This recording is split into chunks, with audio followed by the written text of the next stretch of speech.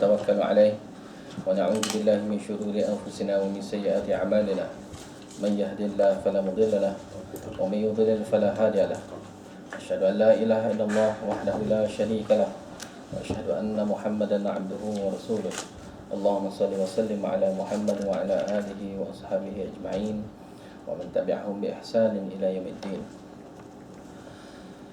سبحانك لا علم لنا إلا ما علمتنا إنك أنت العليم الحكيم. رب اشرح لي صدري ويسر لي أمري واحلل عقدة من لساني يفقهوا قولي. Amma ba'd. Kemarin ada bagi tahu tentang hadis, muqaddimah hadis ataupun usul hadis ataupun dipanggil juga istilah hadis. Kita panggil mustalah hadis. Mustalah hadis maknanya istilah hadis. Maksud bagi istilah hadis adalah istilah-istilah yang digunakan pakai oleh ahli hadis. Istilah-istilah. Maka istilah dia mesti berbeza lah dengan istilah orang awam faham. Kemarin ada bagi tahu tentang khabar dan juga sunnah dan juga hadis asar. Empat perkara yang sama makna. Hadis, sunnah, khabar, asar. Empat. Dan secara ringkas sudah bagi tahu dah. Secara istilah mengikut ahli hadis.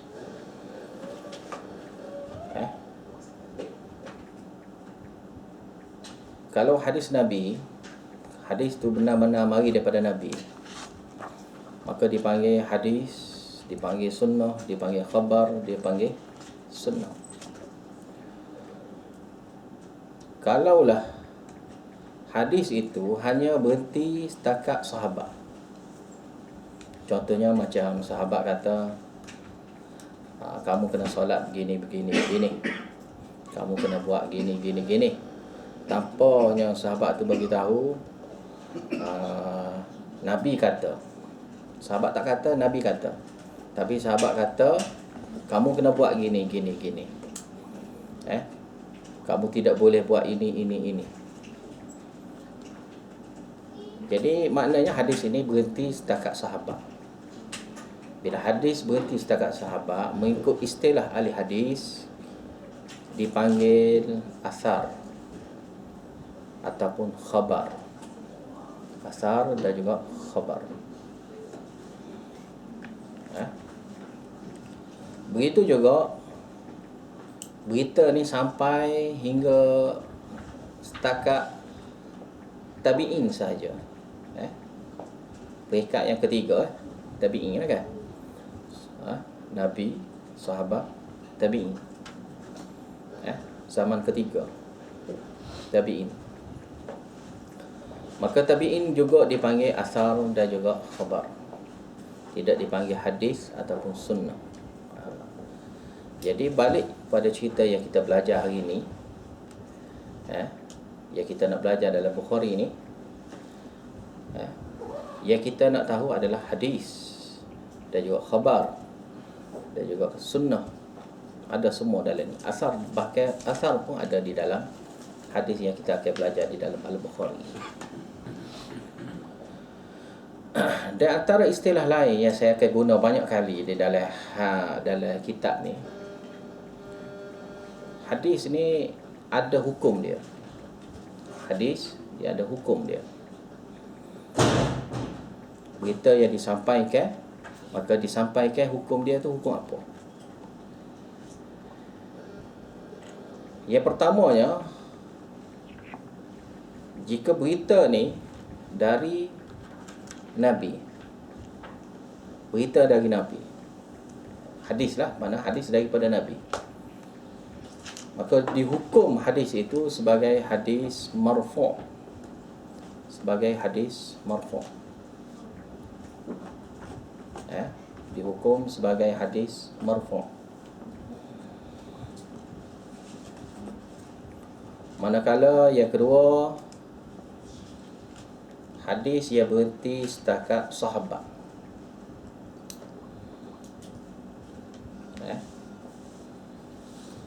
Dipanggil hukum mauquf. Mauquf. Mauquf.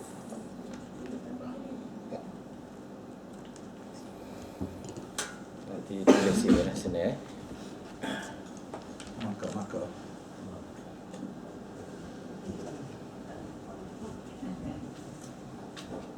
Anam.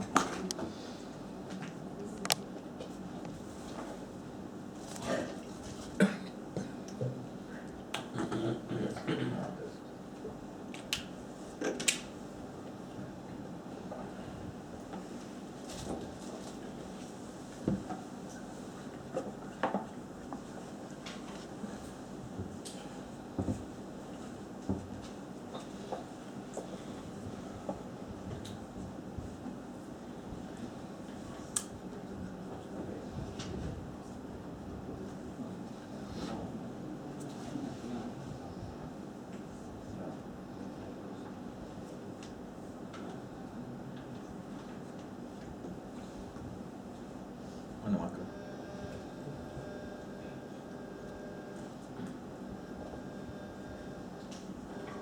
Lagi. Tak ada sana.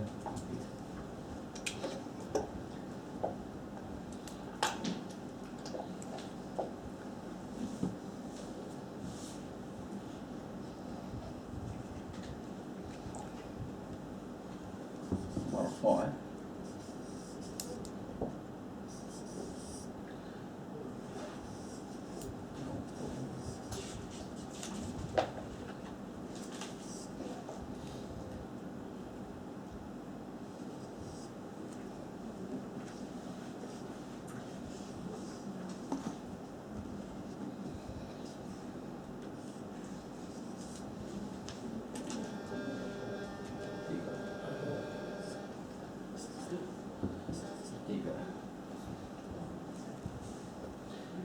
Ni marfu', ya, marfu'. Ni mauquf. Ni maqtu'.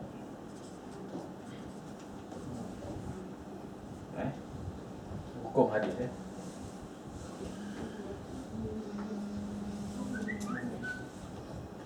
Yang ni hukum untuk Nabi. Nabi. Ini hukum sahabat.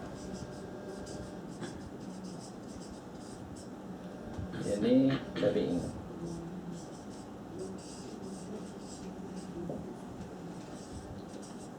Tabi'in.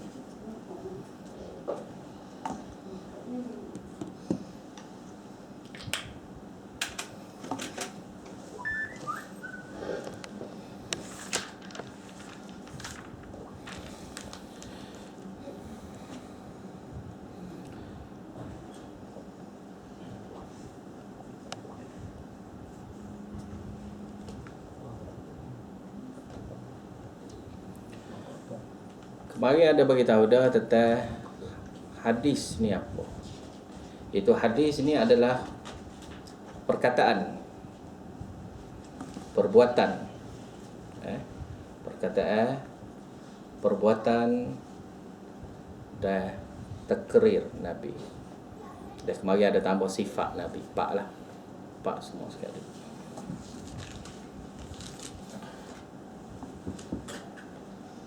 Itu mula-mula sekali perkataan. Hadis dipanggil hadis kerana dia adalah perkataan daripada Nabi SAW. Seperti mana sahabat ada beritahu, Nabi kata sekian. Lepas tu pula perbuatan. Perkataan dan juga perbuatan. Perbuatan, sahabat tengok Nabi buat apa, contohnya solat macam mana, maka sahabat pun bagi tahu perbuatan Nabi, pergerakan dan sebagainya, yang Nabi buat ketika solat dan sebagainya. Maka tu dipanggil hadis perbuatan. Antara yang lain juga ia berkaitan dengan perbuatan sifat. Sahabat bagi tahu sifat-sifat Nabi.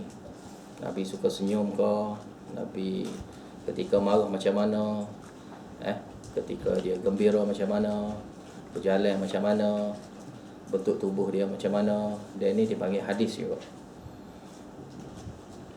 Yang keempatnya dipanggil takrir. Takrir satu bentuk pengakuan ataupun kebenaran daripada Nabi SAW, yang mana Nabi bila melihat sesuatu dia tidak lari, dia tidak suruh, dia tidak lari. Contoh mungkin kita akan jumpa banyaklah tempat. Antara contoh boleh dikaitkan Nabi SAW pernah melihat sahabat memakai dog. Jadi Nabi tidak makan, Nabi tidak lari, Nabi tidak suruh. Maka difahami oleh sahabat benda ni adalah dibenarkan. Maka dibenarkan gini boleh. Cuma masalah zaman sekarang, manusia zaman sekarang ni dia putar belik masalah takrir. Sehingga dia kata, ya ulama-ulama buat mestilah betul. Mestilah betul daripada Rasulullah. Ni silap faham lah. Takkanlah ulama tu silap. Kerana dia berpegang ataupun melakukan perkara gitu. Jika salah mesti Allah Ta'ala akan turunkan azab. Kena panah peti ke, ataupun mati ke, kerana dia memperkatakan sesuatu yang bukan daripada syariat Allah. Bahkan Allah Ta'ala kebanyakannya Allah Ta'ala biarkan. Allah Ta'ala biarkan gitu, biarkan keadaan dia. Maka manusia ni dia akan rasa betul lah saya, kerana kita berpegang dengan sesuatu hukum kalau kita pegang. Kerana kita rasa ulama ni tak akan salah. Sebenarnya sekali benda ni hanya khusus untuk sahabat. Di zaman Nabi Muhammad SAW, di zaman dia. Sahabat bukan di zaman sahabat. Maksud di zaman sahabat ni setelah kematian Nabi. Iaitu sahabat ketika di dalam zaman Nabi Muhammad SAW masih hidup. Masa ni apa sahaja yang dilakukan oleh sahabat diiktiraf sebagai syariat. Diiktiraf sebagai syariat. Mana apa sahaja yang sahabat buat, Nabi tak larang, Nabi tak suruh, maka itu adalah diiktiraf, dipanggil takrir. Mana bentuk pengiktirafan. Kerana tidak ada larang, tidak ada suruh. Sebab kalulah benda tu salah, niscaya akan turun daripada langit, Allah Ta'ala mewahyukan benda ni salah, benda ni betul, benda ni kena buat ke macam mana, kena ada. Bila benda ni berlaku pada zaman Nabi, zaman yang mana sentiasanya turunnya wahyu yang kita akan belajar ni, cerita zaman permulaan turunnya wahyu sehinggalah habisnya wahyu semua sekali. Maka ilmu yang akan disampaikan kepada Nabi Muhammad SAW tak akan kurang satu pun. Lebih-lebih lagi untuk masyarakat orang Arab yang di sekitar Nabi, dan lebih-lebih lagi sahabat. Yang mana kesilapan yang berlaku mesti ada teguran daripada Allah Ta'ala, kerana Allah Ta'ala Maha melihat. Allah Ta'ala akan melihat semua sekali amalan-amalan sahabat yang betul ke tak betul. Allah Ta'ala akan tegur, sama ada wahyu itu betul Al-Quran ataupun wahyu itu betul hadis. Allah Ta'ala akan tegur. Maka semua sekali ini dipanggil takrir. Semua ni dipanggil takrir. Manakala zaman sekarang pula, ulama ni tak tegur, ulama ni tak suruh, ulama ni tak larang, bagi mereka dia kata boleh buat lah, boleh buat lah. Maka benda ni adalah salah. Cara lagu ni adalah pegangan yang salah. silap faham tentang ilmu hadis. Sebab berita nak jadi syariat mesti daripada hadis. Dan hadis tu mestilah pada zaman Nabi. Zaman Nabi. Kalau zaman di selain pada Nabi tak panggil hadis dah. Bahkan kalau zaman sahabat dipanggil ijtihad. Tak panggilnya sebagai hadis. Balik pada cerita ni, marfu', mauquf dan juga maqtu'. 3 kaedah hukum. Marfu' mana hukum inilah hukum yang kita akan pegang. Setiap hadis yang dihukum sebagai hukum marfu', maka hadis itu kita pegang sebagai buat hujah. Boleh kita buat hujah. Manakala hadisnya mauquf, yang mana ilmu itu hanya terhenti setakat sahabat saja, maka terbagi pada 2 bahagian. Satu, hukum tetap mauquf. Kedua, hukum jadi berubah kepada marfu'. Kalau sahabat ada 2 hukum ke atas berita daripada sahabat, marfu' dan juga mauquf. Dari segi zahir mesti mauquf dah. Tapi dari segi makna dia, dari segi hukum dia, hukmi dia, maka hukum dia menjadi hukum marfu'. Macam mana? Itu marfu', hadis yang marfu', hadis yang berita daripada sahabat, yang mana berita daripada sahabat ni tak mungkin berita itu direka-reka. Berita yang sampai pada kita ilmu daripada sahabat, yang mana ilmu tu tak mungkin ilmu yang direka-reka. Boleh direka-reka dengan akal. Contohnya berita daripada sahabat yang cerita tentang azab kubur ke, yang cerita tentang kelebihan-kelebihan yang Allah Ta'ala nak bagi ke, cerita tentang ilmu ghaib ke yang akan datang di akhirat kelak ke. Jadi benda lagu ni tak mungkin direka-reka oleh sahabat. Kerana sahabat ni sudah diiktiraf sejak zaman berzaman sebagai orang yang adil semua sekali.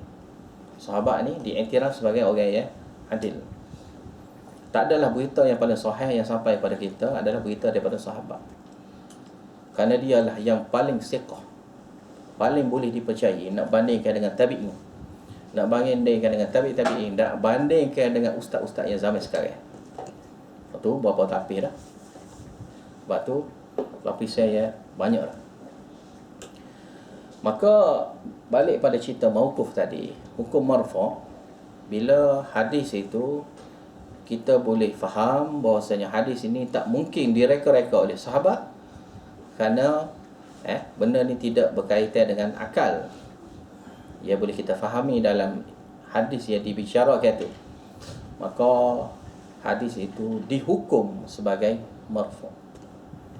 Walaupun asal dia hukum tetapnya mauquf.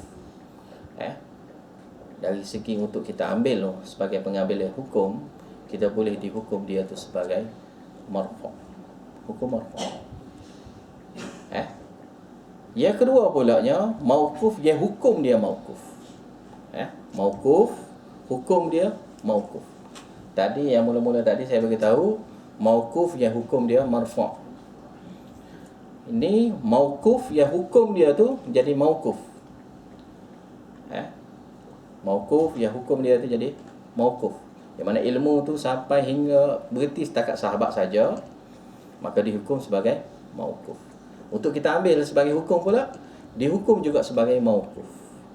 Kerana perbincangan daripada sahabat itu adalah berkaitan dengan ijtihad, pendapat, ra'i. Benda yang berkaitan dengan logik, benda yang berkaitan dengan boleh difikir dengan akal. Benda yang boleh difikir dengan akal, maka dianggap perkataan daripada sahabat itu adalah betul-betul ijtihad. Perbuatan ke, perkataan ke, sifat dan sebagainya pun dianggap ijtihad. Maka bila ijtihad, kita tak wajib turut. Itu nak jadi hukum. Marfu' mesti kita wajib ikut. Bila hukum tu hanya setakat hukum mauquf, tidak wajibnya kita turut. Kecuali adanya ijtihad, banyak ijtihad Tapi ijtihad sahabatlah yang paling diutamakan. Dari nak bandingkan dengan banyak-banyak ijtihad. Jika ijtihad dia tu mengubah ke arah hukum selain daripada ijtihad orang biasa, maka dianggap diugaknya ijtihad dia tu boleh diguna pakai. Maka sahabat ni, ijtihad sahabat, maka mauquf hukum dia, maka dihentikan. Sebab apa dihentikan? Kerana dia kita perlu kaji ilmu yang daripada sahabat ni yang berbentuk ijtihad. Kita mesti kaji dulu sebelum kita terima. Manakala marfu' tak perlu kaji dah, kita terima, ambil makan, ambil terima. Bila benda hukum yang sudah diberitahu tu jelas, bila sudah jelas, kita ambil terima saja. Manakala hadis yang berbentuk mauquf, kita perlu selidik. Benda ni ada kaitan dengan hadis Nabi ke? Benda ni ada berkaitan dengan ayat Quran ke? Maka dikuatkan dengan ayat Quran ataupun hadis, dengan ijtihad sahabat, maka jadilah kuatnya ijtihad sahabat tu. Maka dihukum sebagai mauquf. Habis itu, maka yang ketiga, maqtu'. Maqtu' ni mana hukum dia tu terputus. Sudah terputus. Mana tidak dibuat sebagai hujah langsung. Iaitu berita yang datang daripada tabi'in, dia beritahu tentang agama, dia cerita tentang Islam, dia cerita tentang syariat, maka hukum dia tu terpotong, terputus, tidak boleh diterima, kecuali bila boleh diterima tu dengan jalan-jalan yang bolehnya menyambung daripada sahabat hingga ke Nabi. Sebab tak mungkinnya tabi'in akan bertemunya dengan Nabi. Tak mungkin. Sebab Nabi SAW sudah meninggal. Sudah wafat dah. Maka tak mungkin akan bertemu zaman. Maka tabi'in mesti diambil ilmu daripada sahabat. Maka kalau tabi'in itu bagi tahu hanya daripada dia, tidak melalui sahabat, maka tu jadi ilmu macam seolah-olah direka-reka. Ilmu ya direka-reka. Cuma dibuat sebagai hukum hak daripada tabi'in ini hanya di kalangan tabi'in yang masyhur, siqah dia, yang masyhur dari segi ilmu hadis dia. Orang ini sahaja yang boleh diterima. Kalau yang lain mesti yang ke arah bersambung. Maka hadis yang berbentuk daripada tabi'in yang melangkau sahabat ni, dia panggil istilah lain tu ada lagi lah, dipanggil mursal dan sebagainya. Maka yang tu kita akan beritahu lain kali lah. Cuma sini nak beritahu tentang hukum. Hukum sini sudah jadi maqtu'. Bila maqtu', kita abaikan terus. Kita terus abaikan. Untuk dijadikan sebagai hukum, kita tolak. Kerana tolak situ bukan nak tolak terus. Tolak situ adalah untuk dibincangkan. Kita bincang, ada dalil yang menguatkan, maka barulah kita boleh terima. Kalau tidak ada yang boleh menguatkan, kita tak boleh terima. Kerana berita daripada tabi'in mestilah melalui daripada sahabat. Takkanlah dia akan beritahu berita tu direct daripada Allah Ta'ala. Mesti dua lapisan daripada sahabat, mestilah lapisan satu lagi daripada Nabi. Dan kita tak boleh nak menghukum seperti mana sahabat, yang mana sahabat takkanlah memberitahu tentang agama ni secara bukan daripada Nabi. Sebab hukum ini hanya untuk sahabat saja. Maka tabi'in, bagi sebahagian pendapat ulama, menganggap hadis yang daripada tabi'in ini biasa-biasa saja. Hadis dia tu biasa saja. Bolehlah sebagai kata-kata ulama, boleh diterima sebagai kata-kata ulama yang untuk kita, untuk cek pendapat kita sesuai ke tak dengan pendapat tabi'in. Bolehlah gitu ya. Tapi kalau kita nak ambil dari segi untuk dibuat dalil pendapat ataupun hadis daripada tabi'in, kita tak boleh terima kalau bererti hadis tu setakat dia saja. Kecuali lah tabi'in itu kata, aku mendengar sahabat berkata, sahabat pun berkata dia daripada Nabi. Sahabat bagi tahu pun tak apa dah. Sebab sahabat tidak akan tipu atas nama Nabi. Sebab orang yang pernah bertemu dengan Nabi Muhammad SAW, orang ni adalah orang yang diiktiraf. Manakala tabi'in, orang yang tidak diiktiraf, tidak diiktiraf oleh Nabi SAW sebagai orang yang jujur. Tapi kalau sahabat, diiktiraf semua. Tabi'in ada yang jujur, tapi kebanyakan yang jujur. Tapi ada juga yang tak jujur. Bila ada yang tak jujur, maka kita kena kaji. Sebab bercampur ni kena kaji. Orang ni jujur ke tak jujur? Sebab kalau tak jujur, dia adalah pendusta. Sebab zaman tabi'in ni bermula dah orang yang menipu atas nama Nabi. Tabi'in. Tapi yang berat sekalinya masa zaman tabi'in. Masa zaman tabi'in ni banyak dah berita-berita palsu daripada Nabi diselit dalam hadis-hadis yang sahih. Sehingga orang tu belajar tu, dia tak tahu dia belajar dengan orang ni, padahal orang ni adalah seorang yang suka mengumpul hadis. Semua hadis yang sahih ke tak sahih ke, dia kumpul semua. Bila dia kumpul semua, orang belajar dengan dia pun dia bagi tahu semua. Bila dia bagi tahu semua tanpa penerangan, maka akan kelirunya pelajar yang belajar. Jadi balik kepada cerita kita nak belajar hari ini ni, Al-Bukhari. Jadi Al-Bukhari ni jadi tidak ada masalah lah dari segi sahih tak sahih tadi. Maka kita kena tahu hukum ni saja. Sebab hadis tu kadang-kadang berhenti setakat tabi'in, kadang-kadang berhenti setakat sahabat, kadang-kadang terus Nabi. Maka untuk dibuat hukum, walaupun dalam kitab Bukhari, hukum dia tetap begini. Ni hukum dia. Ada yang kita boleh terima terus, ada yang perlu pengukuhan, ada yang lagi kita kena cek. Contohnya daripada tabi'in lagi banyaklah kita kena cek betul salah. Tapi tiga ni dianggap kuat. Bahkan antara pendapat ulama-ulama yang masyhur di dalam ilmu usul hadis pun, hadis yang daripada sahabat, daripada tabi'in boleh diterima pakai. Setakat ni saja. Kalau tabi'in tidak diterima terus, kita tak terima dia tu sebagai hadis. Sebagai daripada tabi'in ni dipanggil khabar saja. Manakala ni dua ni dipanggil asar, yang ni dipanggil hadis dan sunnah. Ni dipanggil khabar dan asar.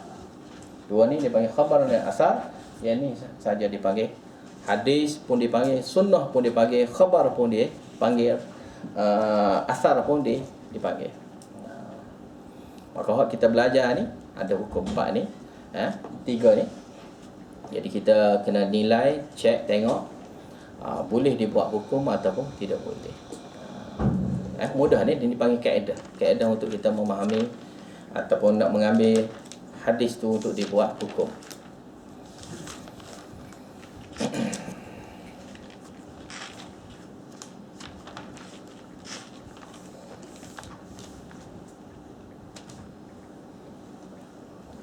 Sambung kemarin. Hadis yang pertama.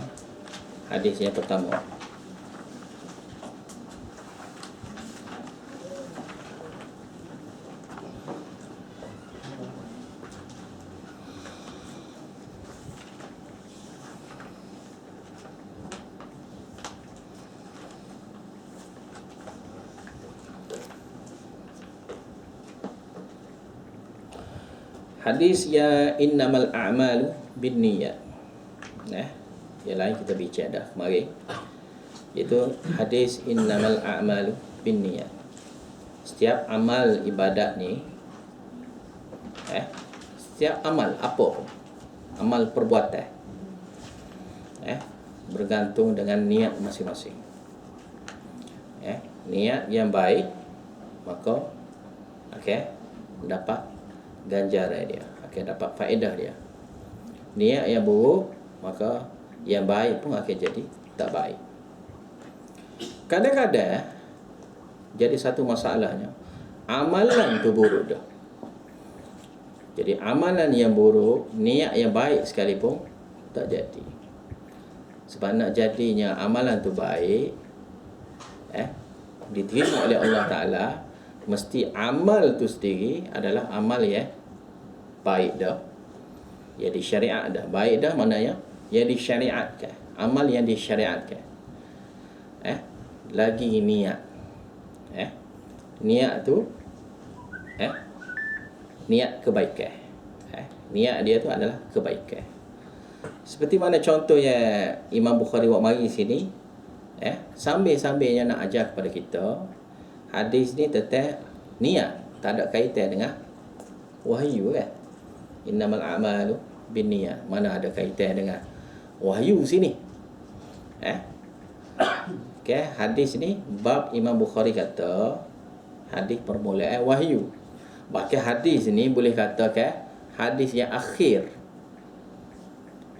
Bahkan ketika hijrah, masa hijrah daripada Mekah ke Madinah, mana lewat dah lah. Hijrah daripada Mekah ke Madinah. Sebab duduk di Mekah lebih kurang 10 tahun. Dia duduk di Madinah lebih kurang 10 tahun juga.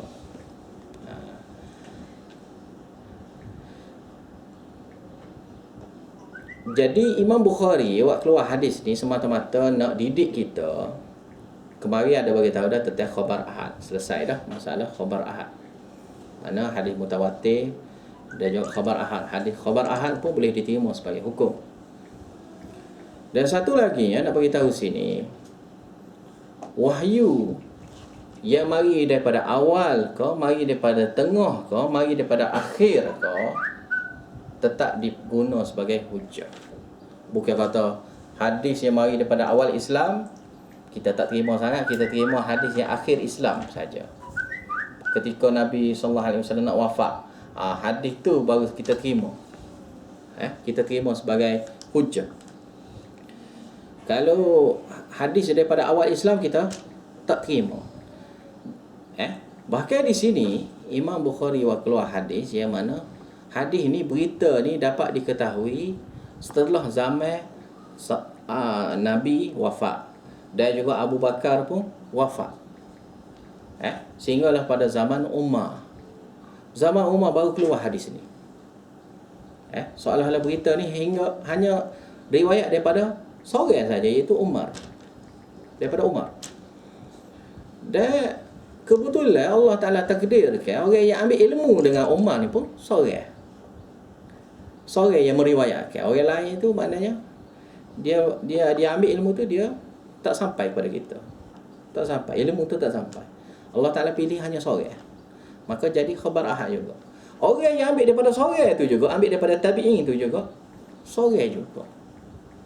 Allah Ta'ala takdirkan seorang juga. Lepas tu pada tabi'in ataupun pada setelah daripada tabi'in, barulah jadi ramai orang ambil hadis tu. Sehinggalah zaman kita sekarang ni, kalau hadis ni ramai dah boleh dengar. Banyak dah. Satu jemaah dah. Satu jemaah besar dah menerima hadis ni. Tapi asal daripada mula-mula tu, hadis tu dipanggil hadis khabar ahad. Khabar ahad. Maka hadis ni lewat sampai. Maka dihukum yang lewat sampai tetap dihukum seperti mana awal sampai. Dan yang lewat sampai pada kita dihukum untuk kita terima sebagai yang awal dan juga yang akhir. Mana boleh dibuat hujah. Bukan kata kita kena terima hadis-hadis yang ketika di Madinah saja, tak. Hadis-hadis yang dari masa ketika Nabi di Mekah sekalipun kita kena terima sebagai hujah. Ini kena terima. Maka sini berkaitan dengan wahyu, bila diturunkan, tengah diturunkan ataupun lewat diturunkan, tetap dianggap wahyu.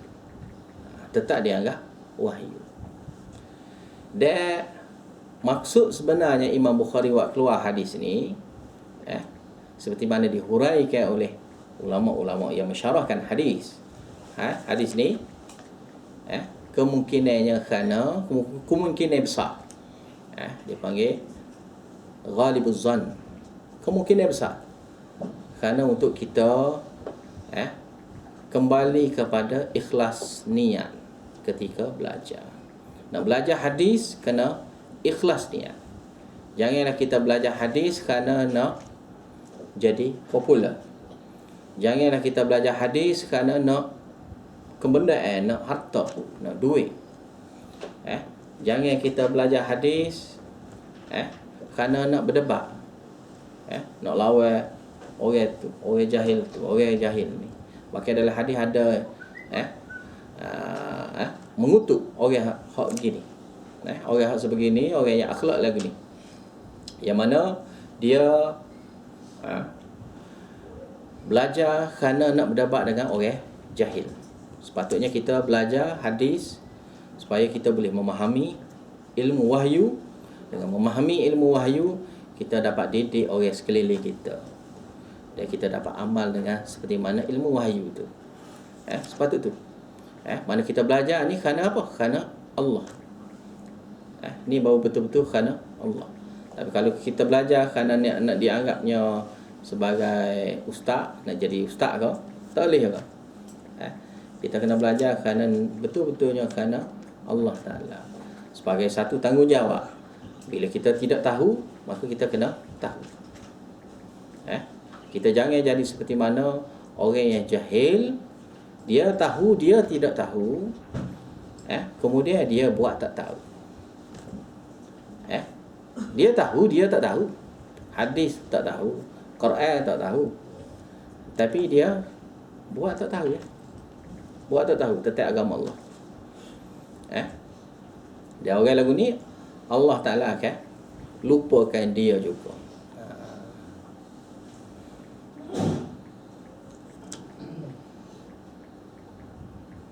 Wala takunu kalladina nasullah fa'ansahum anfusahum. Janganlah kamu menjadi orang yang melupa Allah. Orang yang hidup atas dunia ni lupa pada Allah Ta'ala. Lalu akibatnya Allah Ta'ala membuat dia tu jadi lupa. Lupa nak belajar, lupa nak mengetahui tentang agama Allah Ta'ala. Allah Ta'ala buat lupa semua sekali. Untuk kebaikan dia di akhirat pun Allah Ta'ala lupakan dia. Sebab asas silahnya, dia tidak mahu ambil tahu tentang Al-Quran. Dia tidak mahu ambil tahu tentang hadis. Bila dia tidak mahu ambil tahu, maka Allah Ta'ala akan abaikan dia. Allah Ta'ala akan buat dia tu akan jadi lupa matlamat hidup dia, maksud hidup dia ketika atas dunia. Dan maksud untuk akhirat tu dia tak tahu. Jadi hidup dia, hidup untuk cari harta. Lepas cari harta, untuk guna harta tu. Lepas guna harta tu, kira itu saja. Makan, minum, tidur. Lepas bangun tu, cari harta. Lepas cari harta, berhabis harta. Cari harta, berhabis harta. Tu ya saja kerja dalam hidup. Sehingga dia lupa matlamat hidup dia tu kerana Allah. Kerana untuk sembah Allah. Kerana untuk buat ibadah, mengabdikan diri kepada Allah Ta'ala. Wa ma khalaqtul jinna wal insa illa liya'budun. Allah Ta'ala kata, tidaknya aku cipta jin dan juga manusia mereka untuk mereka ni supaya buat ibadah kepada aku. Maka ni matlamat hidup. Jadi kita belajar ni kerana kita tidak tahu. Mesti dah gitu. Kita belajar kerana apa? Kita belajar kerana kita tak tahu. Kita sedar diri kita tak tahu, maka kita nak ambil tahu.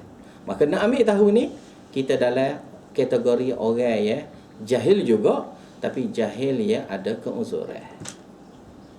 Orang yang belajar, orang yang jahil yang masih belajar, dia adalah orang yang jahil yang ada keuzuran. Kerana dia sedang belajar. Maka kesalahan dia banyak dimaafkan oleh Allah Ta'ala. Banyak dimaafkan kerana tidak tahu. Manakala orang yang jahil murakkab, ataupun Kelantan panggil jahil tukir. Jahil tukir. Jahil tukir.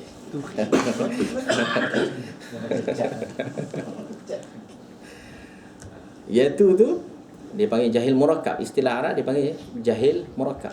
Mana jahil yang bertindak-tindak. Mana jahil yang bertindak-tindak. Mana orang lagu ni tidak ada kelepasan, tidak ada keuzuran. Kerana dia tahu, dia tak tahu. Kemudian dia tak ambil tahu. Orang lagu ni lebih teruk kan. Kemarin ada beritahu dah, lebih teruk daripada Abu Jahal.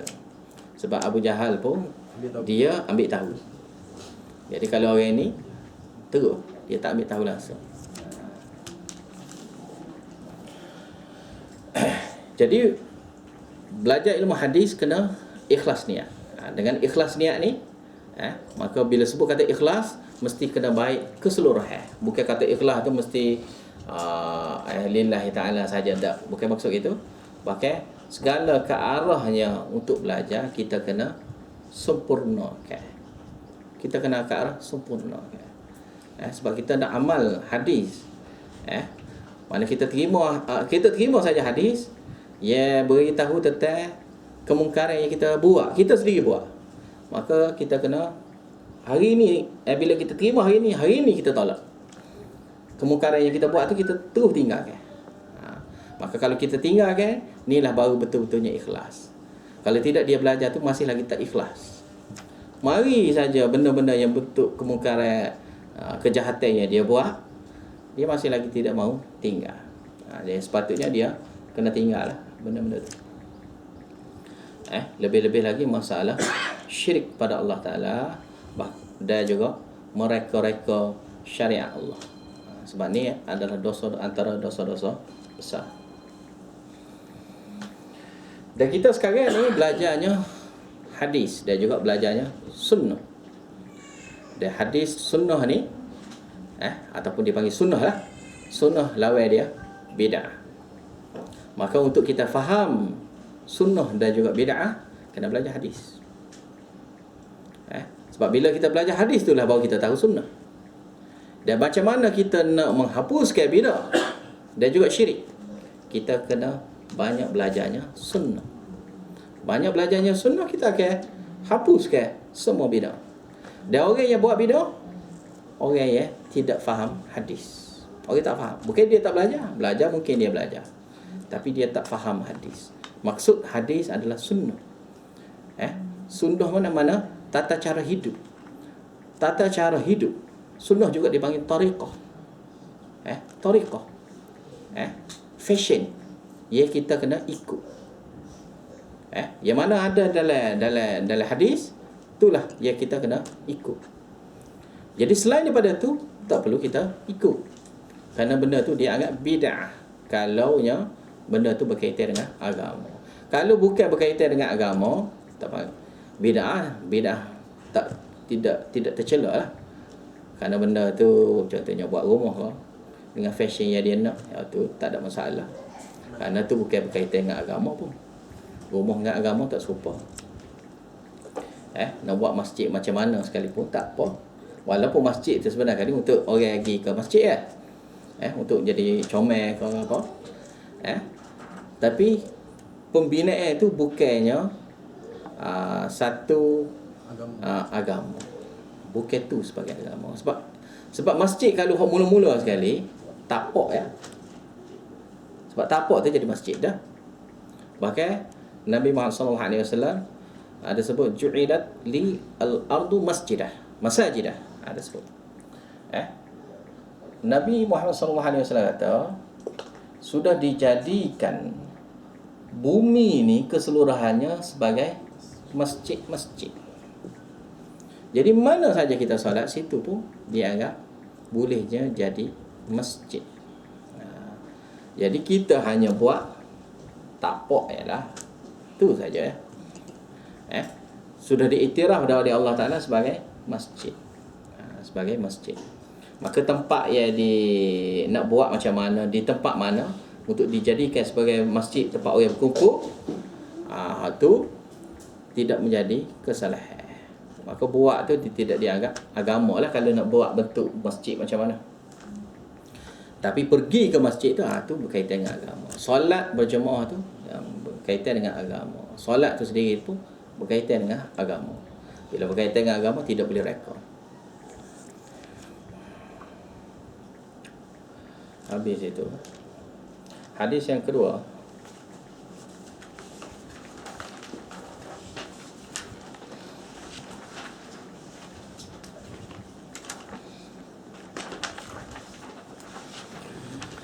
Siapa dia jumpa baca hari ni?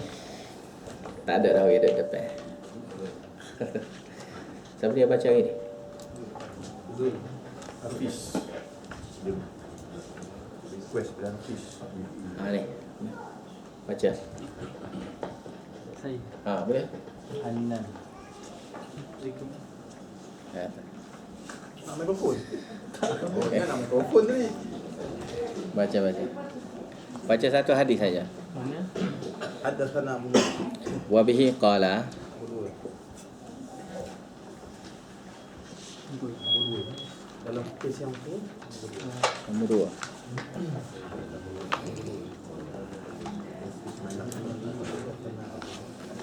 Haddatsana Wa bihi qala haddatsana Abdullah ibnu Yusuf qala akhbarana Malikun an Hisham ibni Urwah. ibni Urwah. Urwah Ha. an abihi an Aisyah Aisyah ummil mu'minin. ummil mu'minin radhiyallahu anha anna Al-Haritha al-Haritha ibna Hisham ibna Hisham sa'ala Rasulullah sallallahu alaihi wasallam faqala ya Rasulullah kaifa ya'tikal wahyu faqala Rasulullah sallallahu alaihi wasallam ahyanan ya'tini mithla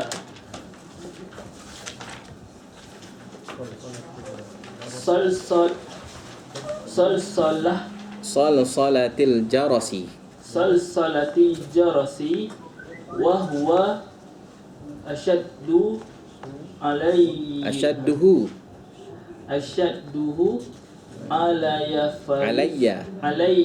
fa yufsama fayufsamu ya dalam perenggan itu tak payah baca. Anni wa qad wa'aitu anhu ma qala bolehlah anhu ma qala wa ahyanan yatamassalu liyal malaku rajulan ni tu lah mai lambat kita. Jadi baca sama-sama lah.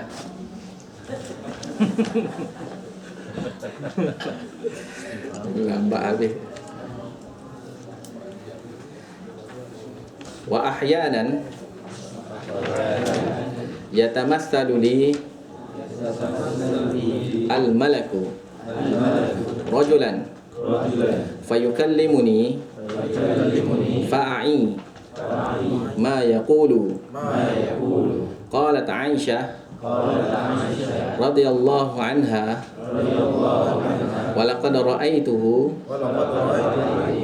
yanzilu alayhi al-wahyu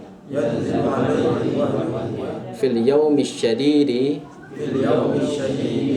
al-bardi fayafsimu anhu wa inna jabinahu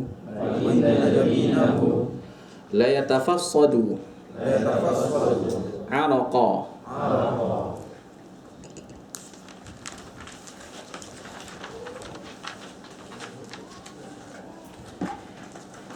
dia baca tu kena latih lah, kena latih tengok mana jenis, kena latih tubi lah, kena baca.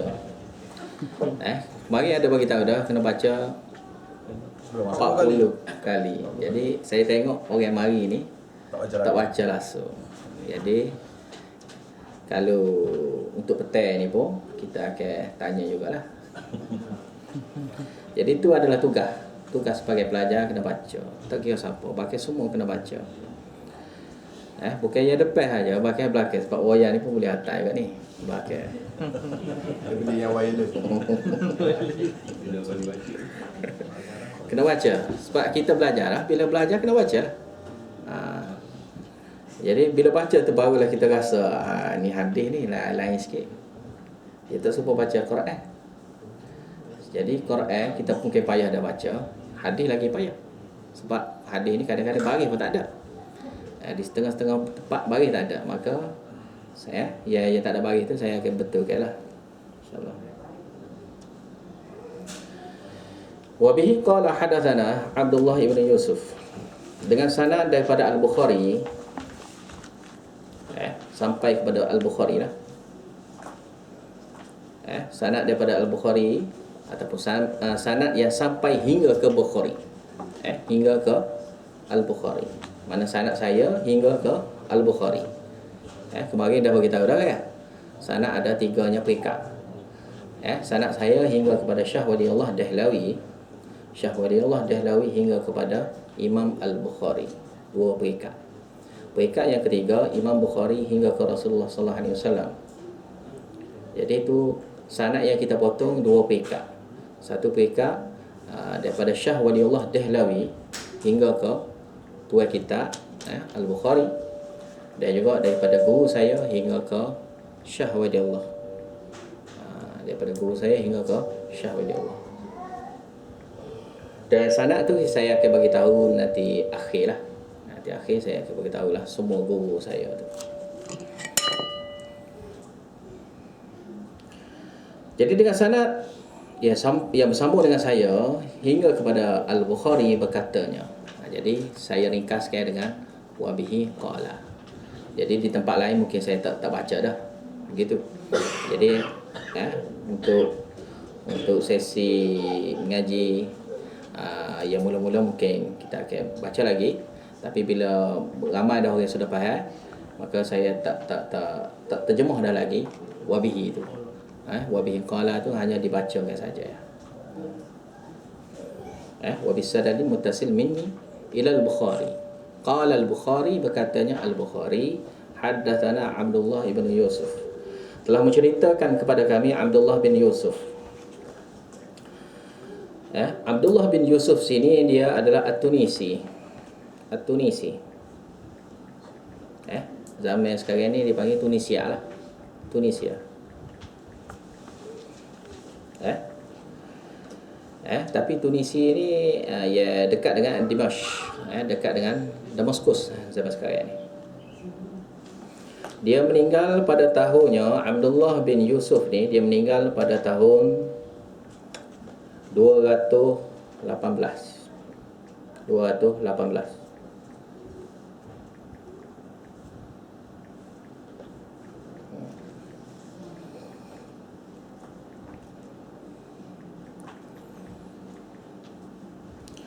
Qala, dia berkatanya, Abdullah bin Yusuf At-Tunisi. Kita tidak terang sebelum pada tu kita tak terang riwayat hidup dia secara detail, sebab kalau kita riwayat hidup dia secara detail jadi panjang lah kan. Dan dalam riwayat dia ni dia ada dah satu kitab khas. Kalau dalam kitab kita ni pun ada, dia cerita sikit-sikit. Bahkan dalam kitab lain dia ada perbincangan khas tentang perawi-perawi ataupun guru-guru kepada Imam Al-Bukhari. Dan guru-guru pada Imam Bukhari semua orang yang siqah-siqah saja, orang yang boleh dipercayai semua sekali. Jadi Abdullah bin Yusuf At-Tunisi berkata, telah menceritakan kepada kami Malik. Malik sini adalah Imam Malik. Malik sini adalah Imam Malik. Imam mazhab 4 antaranya Malik, iaitu Malik bin Anas.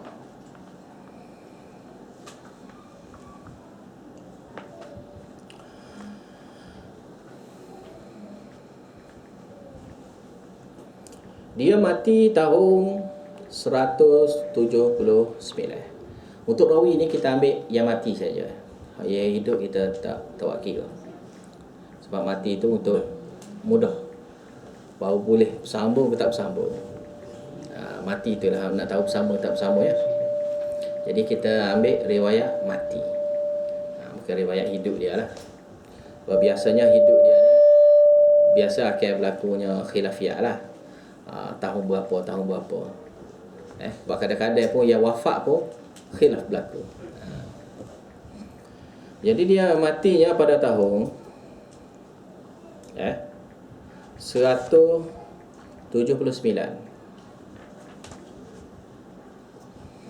An Hisham bin Urwah, daripada Hisham bin Urwah. Ni akan jadi masalah lah. Mula-mula sekali haddatsana. Nampak tak tu? Tengok mula-mula sekali haddatsana. Yang kedua akhbarana. Akhbarana Malik an Hisham. Yang ketiganya an. Tak ada sebut haddatsana, tak ada sebutnya akhbarana. Ya ada sebutnya hanya an saja.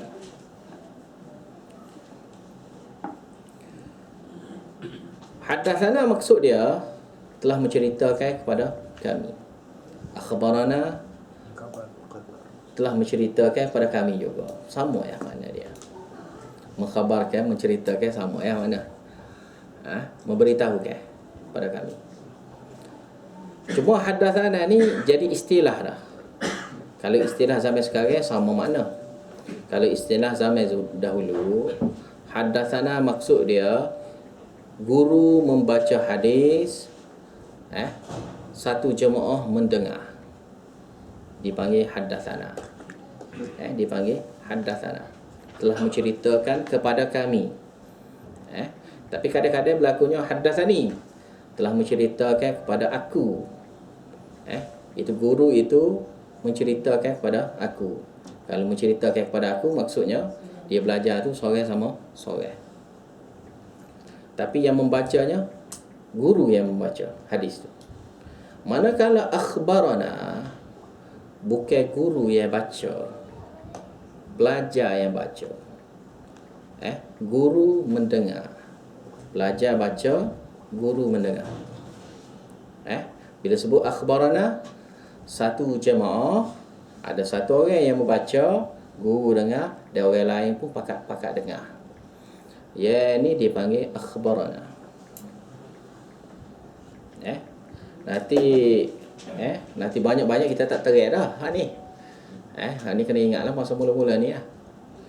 Sebab ni kalau kita nak bicara ni tiap-tiap hadis tak habis, tak masuk hadis lah kita ya.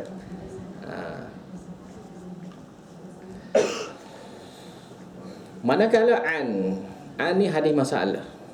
An, bila sebut kata an, biasanya kalau daripada orang yang thiqah, contohnya Imam Malik. Imam Malik ni orang yang boleh dipercayai. Berita yang mari daripada dia, kalau dia beritahu daripada orang yang thiqah juga, maka lebih kuat. Jadi an ni bukan biasa, bahkan belajar sini belajar secara tertib, bahkan belajar tu banyak kali. Bila ada an ni bukan belajar sekali. Kalau haddatsana, satu majlis ni pun boleh kita panggil haddatsana dah. Tapi kalau an tak boleh panggil an lagi, sebab an ni biasanya belajar tu bukan sekali. Bahkan belajar tu mungkin bertahun-tahun belajar. Banyak kali berjumpa barulah panggil an. Ni kebiasaan lah. Kebiasaan penggunaan. Cuma jarang-jarangnya berlakunya tasahul ataupun berlakunya sikap bermudah-mudah oleh guru. Sikap bermudah-mudah. Tasahul ni mana bermudah-mudah dalam meriwayatkan hadis. Kalau bermudah-mudah, orang itu mesti kena siqah juga. Orang yang dia nak sebut an tu daripada siapa? Kalau daripada orang tu siqah, barulah boleh. Kalau orang itu tidak siqah, tak boleh. Maka hadis tu dianggap hadis lemah. Dia panggil hadis lemah. Sebab hadis an-anah ni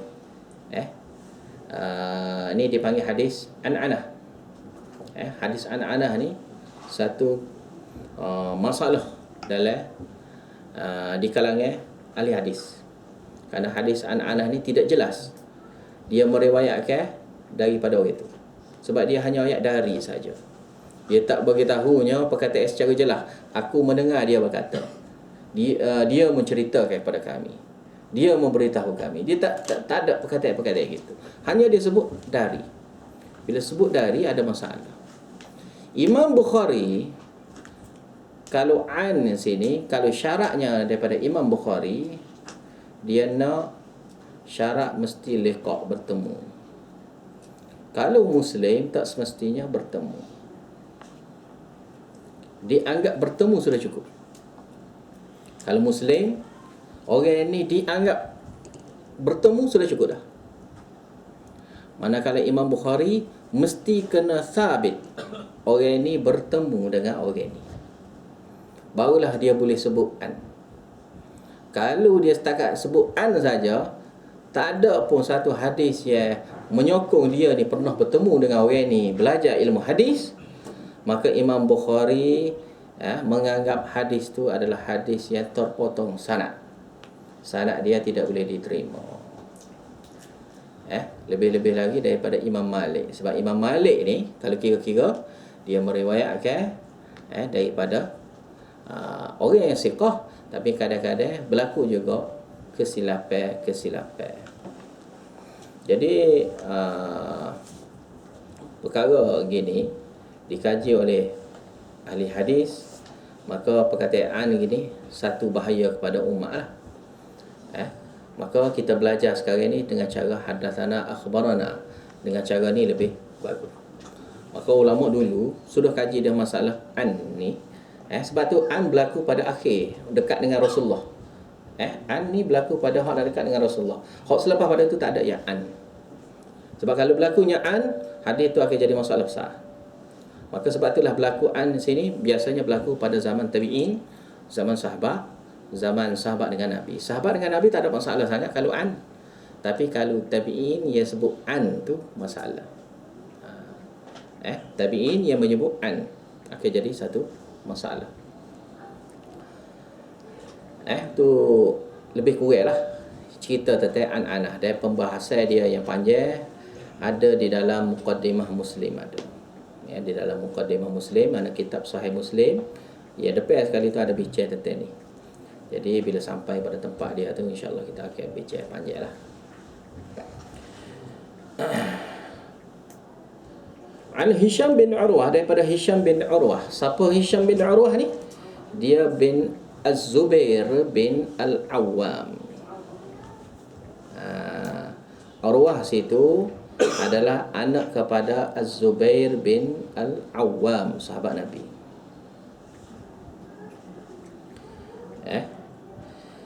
Jadi cucu dia lah. Nama apa? Hisham. Hisham ni adalah cucu dia. Siapa Hisham bin Urwah ni? Dia adalah tabi'in lah. Dia ni tabi'in. Meninggal pada tahun 145. Meninggal pada tahun 145. Mati di Baghdad. Dia Hisham bin Urwah. Dia tu tabi'in.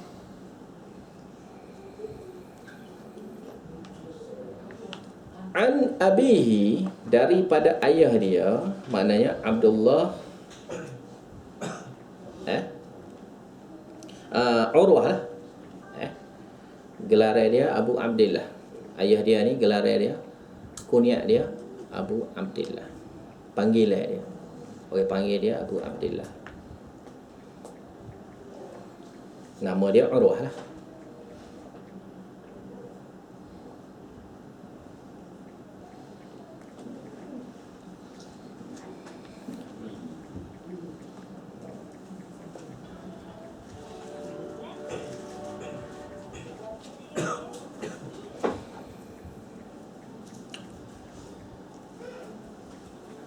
Dia ni adalah salah seorangnya daripada 7 orang ulama yang mahir tentang agama ni. Mufti lah, kalau kita panggil zaman sekarang ni mufti. 7 orang yang berada di Madinah pada zaman dia. Jadi ilmu semua orang kebanyakannya ambil daripada dia ni lah. Salah seorangnya Urwah ni ambil dengan dia. An Aisyah, dia memberitahu hadis ini daripada Aisyah. Ayah dia tadinya, iaitu Urwah tadi, dia mati pada tahun 94. Mati pada tahun 94. An Aisyah, daripada Aisyah Ummul Mukminin, daripada Aisyah radhiyallahu anha, Ummul Mukminin, ibu kepada mukminin semua, mana ibu pada kita semua. Radhiyallahu anha, qala Allah Ta'ala. Dipanggilnya Ummul Mukminin ini semata-mata kerana dia tu sebagai umpama mak kepada kita, dan juga ayah tu Nabi Muhammad sallallahu alaihi wasallam. Dan antara lainnya, kita tidak boleh menikah dengan bini Nabi selama-lamanya. Mana sahabat Nabi selepas pada kematian Nabi, kalau kira-kira bolehnya menikah dengan isteri-isteri Nabi, dah maka diharamkan menikah dengan isteri-isteri Nabi. Maka sebab tu dipanggil Ummul Mukminin dia. Qala Allah Ta'ala, berkatanya Allah Ta'ala, An Al-Haris, An Aisyah, daripada Aisyah radhiyallahu anha, Ummul Mukminin radhiyallahu anha, An Al-Harith ibn Hisham. Dia ada, Aisyah ada beritahunya, sungguhnya Al-Harith bin Hisham, bin Hisham,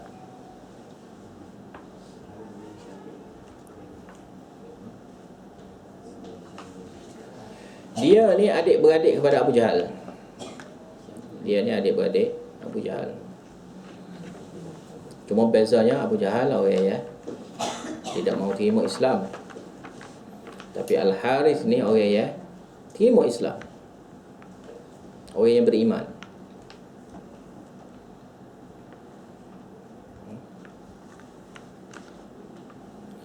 Bahkan Al-Harith bin Hisham ni,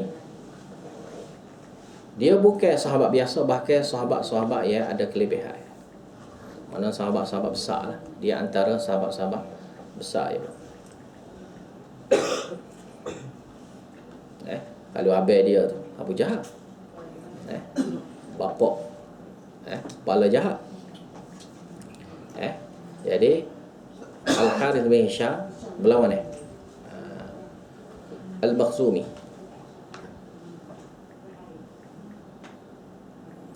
Dia ni masuk Islam masa hari pembukaan Mekah.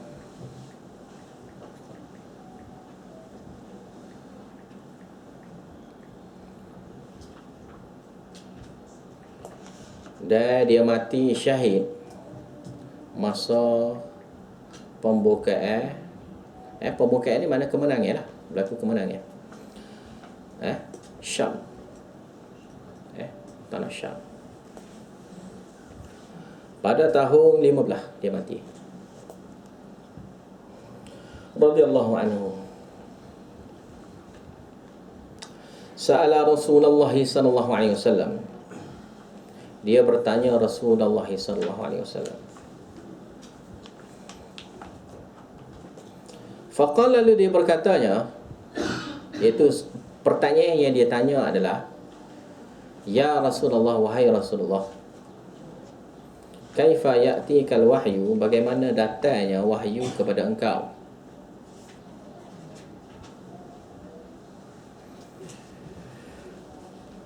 Bagaimana cara, bagaimana sifatnya kamu nak terimanya wahyu itu? Bagaimana keadaannya? Faqala Rasulullah sallallahu alaihi wasallam, lalu berkatanya Rasulullah sallallahu alaihi wasallam, ahyanan, kadang-kadang, ya'ti ini datang kepada aku wahyu itu, mithla, seperti salsalatil jaras. Ra tu dibariskan atas, bukan jars. Jars mana lain, jaras, sini jaras. salsalatil jaras. Sepertinya salsalatil jaras. Apa salsalah? Salsalah ni bunyi bergema. Biasa kan kalau kita kita laung kita laung di bukit, kita akan bunyi gema kita takbir ke apa dia akan bunyi balik. Kalau Allah bunyi gitu kan. Mana gema. Sehingga Allah kali itu tak bunyi ngapa kan. Mana bunyi tidak difahami. Dia boleh juga dengan makna dengung, bunyi berdengung. Dia boleh juga dengan seperti mana maksud hadis lain bunyi bergerecek. Bunyi supaya peloceng gitu. Bunyi kecing. Bunyi kecing kan. Boleh juga dengan mana bunyi tu. Sama makna. Al-jaras ni adalah loceng disangkut di lembu ataupun unta ni. Disangkut situ kerana untuk bunyi tu lah. Loceng dia tu.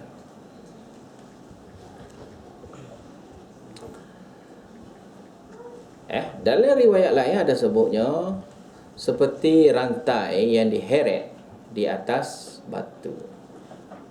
Bunyi dia. Dan dalam hadis juga ada sebut sehingga malaikat bila terimanya titah Allah Ta'ala yang mula-mula sehingga pesah.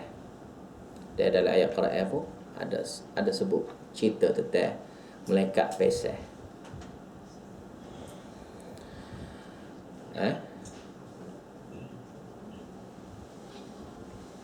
Dan wahyu titah Allah Ta'ala ni kira-kiranya akan pesahnya Nabi Muhammad sallallahu alaihi wasallam.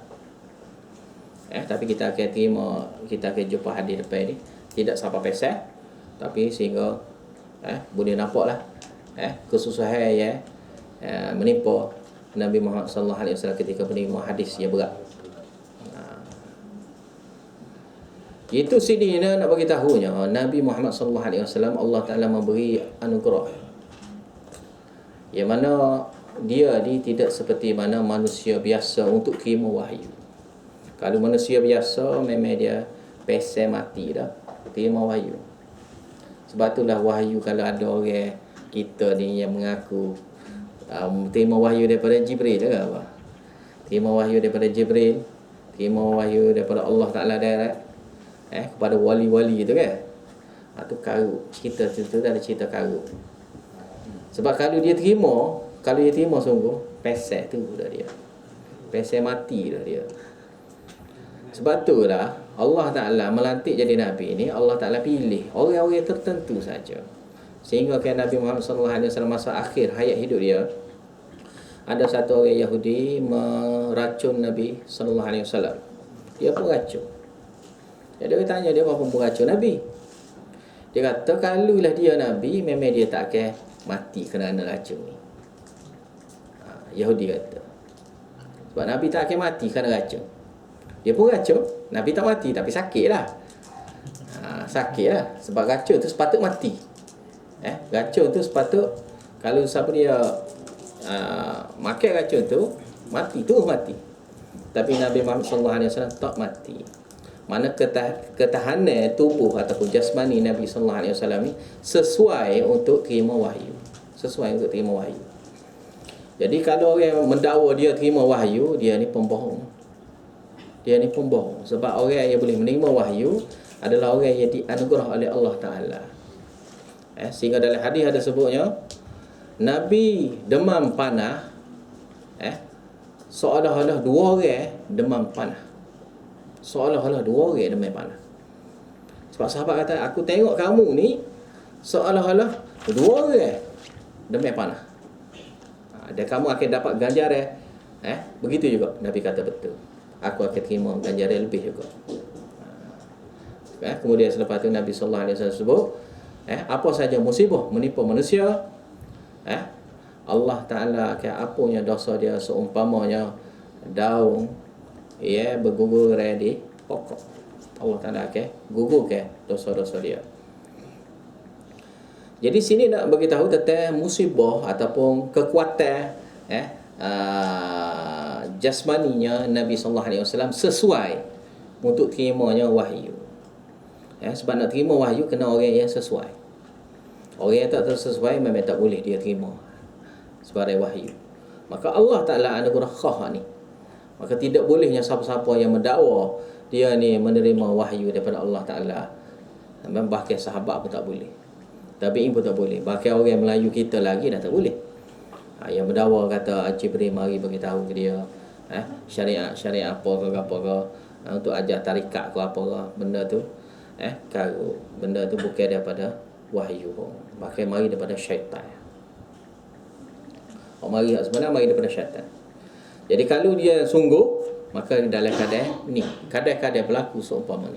Kalau berlaku seumpama ni, kalau orang biasa, pasal. Sebab tu Nabi sallallahu alaihi wasallam sebutnya wa huwa asyadduhu alayya.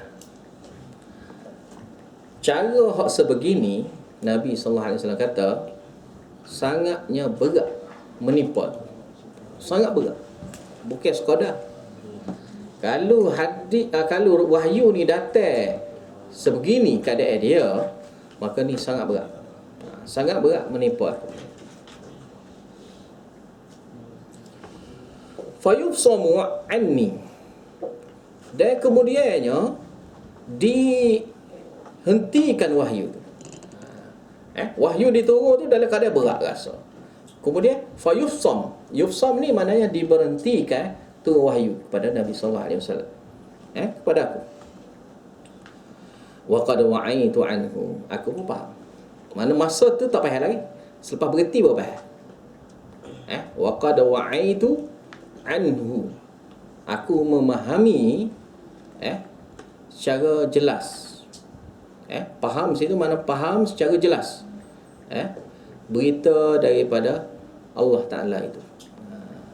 Berita daripada Allah Ta'ala. Dan juga berita yang dibawa oleh malaikat itu. Mana malaikat yang menyampaikan wahyu pun jadi berat juga. Sehingga beratnya ditanggung oleh Nabi sallallahu alaihi wasallam.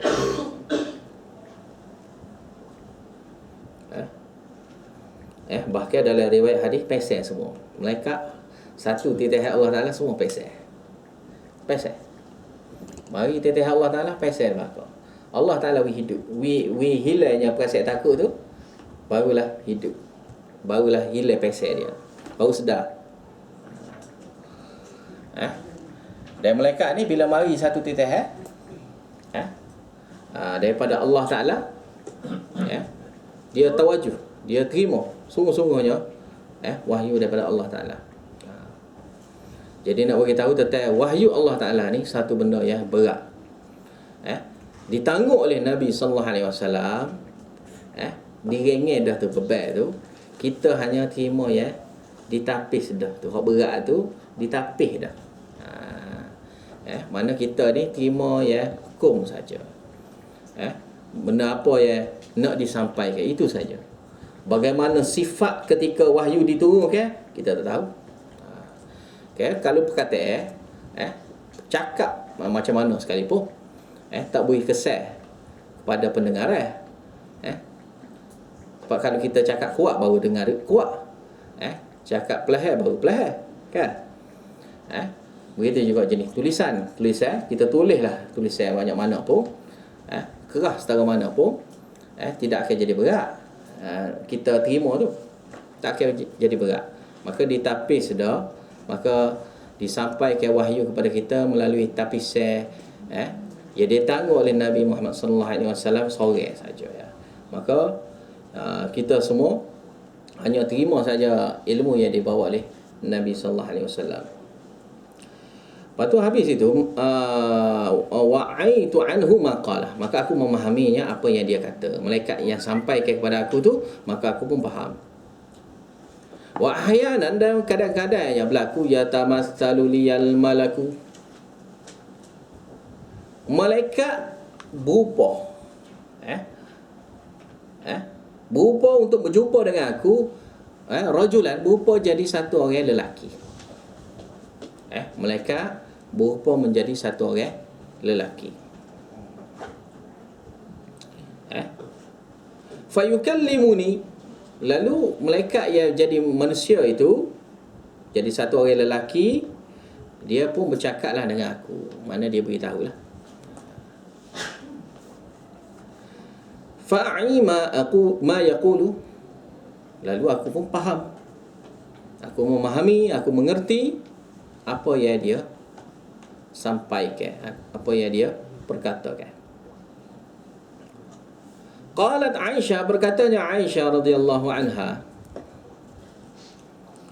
wa laqad ra'aituhu yanzilu alaihi al-wahyu, aku pernah melihatnya Nabi sallallahu alaihi wasallam ketika wahyu diturunkan kepada dia. Fil yaumi syadidil bar, pada ketika hari yang sangat sejuk. Hari yang sangat sejuk. Fayafsimu anhu, lalu diberhentikan pada dia. Mana sama Wa inna jabinahu, ketika berhentinya wahyu disampaikan kepada dia, jabin dia, dahi dia, la yatafassadu araqa. Perkataan yatafassadu ni maknanya memancar, memancut, memancar ataupun memacut. Istilah asalnya untuk digunakan bila kita hirihnya orang akan memacutnya darah. Cuma maksud sini nak bagi tahunya araqa, iaitu memancar dengan banyaknya peluh. Peluh. Mana berpeluhnya Nabi SAW ketika musim sejuk. Musim yang sangat sejuk. Mana musim yang sangat sejuk, mana tak mungkin akan peluh. Bahkan bukan peluh biasa, banyak peluh. Ketika Nabi SAW terima satu hadis, satu wahyu. Terima satu wahyu tu, sampai berpeluh-peluhnya Nabi SAW. Dalam riwayat lain, Nabi SAW ketika tu meletak paha dia di atas satu paha sahabat. Sahabat kata ketika Nabi SAW diturunkan wahyu pada dia tu, dia rasa macam nak pecahnya paha dia. Perkataan pecah, diguna perkataan di situ, perkataan pecah. Bukan patah, perkataan pecahnya paha. Mana tulai paha tu jadi pecah kerana diturunkan wahyu pada dia.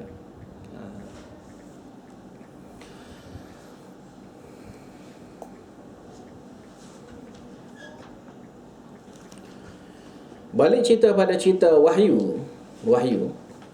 Kemarin ada cerita dah penerangan tentang wahyu.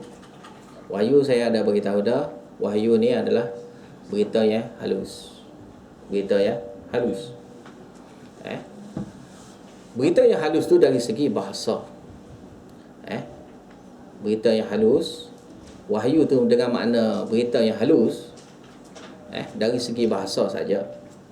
Tapi wahyu yang sebenarnya segala titahan Allah Ta'ala, segala perkataan Allah Ta'ala. Dan sekarang ini sudah difahami dah dengan perkataan wahyu.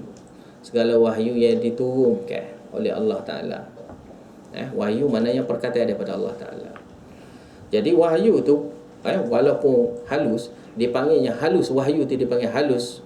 Kenapa? Kerana ketika wahyu diturunkan, hanya Nabi saja yang mengalaminya kesusahan itu, bukan orang lain.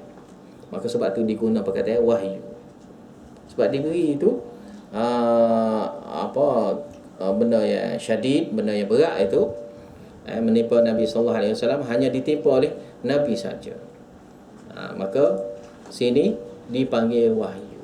Kalau diberitahu untuk semua, maka dipanggil qala, berkatanya Allah Ta'ala. Tu ya perbezaan. Maka wahyu itu sebenarnya dengan mana? Titahan ataupun perkataan Allah Ta'ala, sabdaan Allah Ta'ala.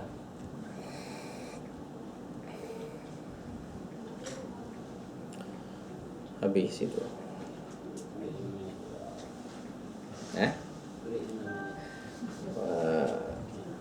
Boleh dah. Break dulu.